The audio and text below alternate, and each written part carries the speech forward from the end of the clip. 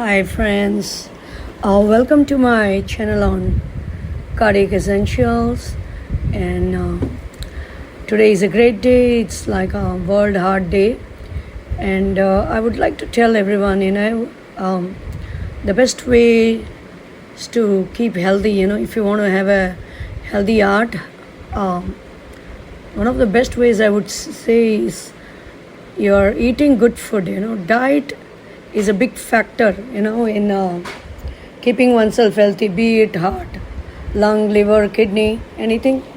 The diet, appropriate diet, according to the age and according to the physiology of a person, brings them real good health. There is a saying, they say, prevention is better than cure. So why wait till the last minute for anything? Be it anything. Why wait till the last seconds?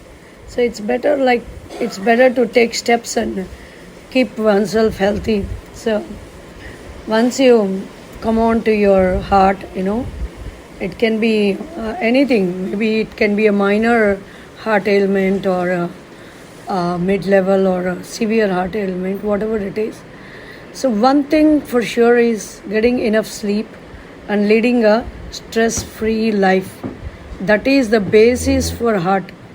So anything you take, if you are talking about heart, one thing is stress. Stress is the major foe for the heart, I would say. Like, you have to get enough sleep.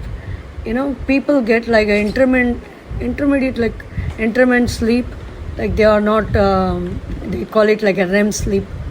They are not able to sleep properly. It can be the stress in the professional life or stress in the personal life, some kind of irritation. What I would suggest is change what you can and leave what you cannot. Some things are in our hands, and in my experience I will say some things are in God's hands. So prayers have magic. So not feeling good or things are running out of hand, go to the shrine, start praying to God, and leave stress away, leave stress alone. Stress is a major killer, be it the brain, liver, kidney, or general human body, the heart. So good sleep is one of the recommended factor for a good healthy heart. And the next would be eating healthy, fresh fruits, vegetables. Olive oil is good. Too much of fatty stuff, spicy food is not good. So, and regular exercise, again it depends on the physiology of a person. Like I can say,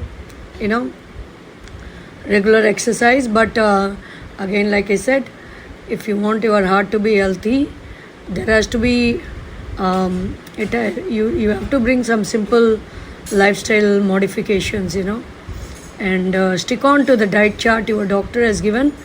And if it is not, you will have to go to a dietitian that your physician has recommended. Have a nice diet chart referred according to your heart ailment and try to follow it. It's not like I'm getting the diet chart and I'm going to throw it on the one side. No. If you have a cook at your home, a chef at your home, you can give that to him and tell him to follow that. Avoiding oil is a very good factor for a healthy heart. Olive oil is best, and omega-3s are good for the heart. Fish liver oil is another, it's really good again for the heart. You should not skip your multivitamins. So the general heart attack symptoms in women are like they experience, like I stated in my previous videos, like they experience kind of weakness and dizziness, shortness of breath, and there might be like upper back pressure, pain in the upper abdomen or lower chest. And if it is men, so the general symptoms are like, it varies again from person to person.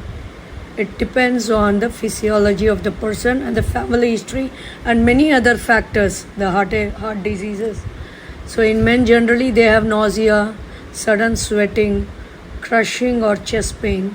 So how can you come up with this is the echo and ECG. ECG is best and echo is also best. You can do a echo ECG, and do not miss on your appointments with the doctors, because that is a must. That is a must for your heart, healthy heart. So, and sleeping, like I said, you should have sleep slows your heart, but don't worry, it's normal. It's common for the heart rate to drop below 60 bpm while sleeping, even lowering depending on the individual's age and other factors. So usually what happens is your metabolism slows down. It goes down when a person sleeps or relaxes their heart. So if you take up the woman's average heart rate, it's like 8 beats per minute faster than a man's. So heart disease has been there for so long, and it's how well you keep your heart good. So whether it's men's health or women's health, you have to so if you're like aging, like some women might be in their menopausal ages, like 50, 53, 54, so 49, I don't know, like usually the menopausal age differs again from person to person depending on their family history. It is a good practice to check on the estrogen level to give a protective effect on the woman's heart health. And when a woman who enters menopause, the overall heart disease is at a greater risk, may increase because of a decrease in the progesterone and estrogen levels. And so there are a lot of factors. And second is the higher cholesterol. So what happens is, after menopause, women tend to have higher level of cholesterols. So natural estrogen levels what they do is they tend to keep the cholesterol levels in check. But when the woman gets her menopause, the cholesterol level rises. So that's again is a risk factor that has to be looked into. So another major factor is the higher triglycerides. So triglycerides and cardiovascular diseases, it is like you have to keep a check on the triglycerides, like not taking the fatty spicy stuff. If you go to restaurants, I don't blame all the restaurants, but try to have a healthy diet. Salads are good, and it might be fruit salads, vegetable salads, and non-spicy bland dishes are also there that you can opt for. And what happens, one might ask, with a lack of estrogen, the main thing is you have to think about is low bone density. So it is not directly getting affected on the woman's health, but lack of estrogen levels can also affect the bone density loss. So low bone density means easy way of breaking of bones, high risk of fracture, and it can be debilitating and affect the regular lifestyle. So overall health, if you want to be well-being and lower the cardiovascular risk, then you'll have to do the regular exercises, go for walk, depending again on your family history and the condition of your heart disease. What condition, we might not know whether it is in a negligible condition or it's in a severe condition or like a mediatable condition. So we don't know. So depending on what tablets you are taking, and whether you have undergone a surgery, whether you have not, whether one has got a pacemaker, and what one has to do, one should not do. These guidelines have to be followed very strictly, whether being a woman or man, because nowadays everybody has got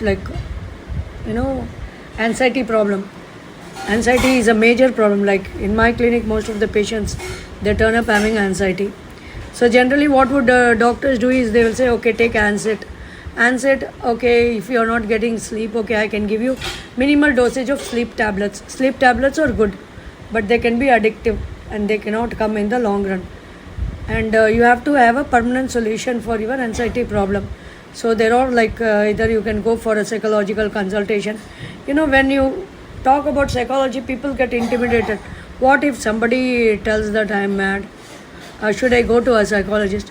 It is not required only a mad person should go to a psychiatrist or a psychologist. People with stress can also go to a psychologist, get treated and get back to normalcy, because stress is normal in today's life. Anxiety is again very normal, and the major symptoms which should not be ignored in heart is anxiety, shortness of breath, upper back, throat or shoulder pain. Please do not ignore this. Unusual fatigue, if you are feeling very tired, getting up in the morning, oh my gosh, I'm not able to stick on to my daily routine, what should I do? And if there are sleep disturbances, be it your nightmare, or gas like pain, it can be a real gas, not necessarily it should be related to your heart, but it can be gastric problem too. So it can be feeling like gas like pain or indigestion, or suddenly if one feels like a pressure or pain in the center of the chest that keeps radiating to the arm, then again it is a matter of concern. And in women I would specifically talk about the sweating, or they feel like palpitations, severe chest pain, discomfort in both arms suddenly, pain in the jaw, pain in the stomach, back or neck. So please do not ignore all these symptoms. Go to the healthcare practitioner and get it checked. With this, I'm going to end up today's video. If you like it, like my videos, you please put a like, subscribe and stay tuned. So wishing you all a very healthy heart life, very healthy and long life. God bless and thank you.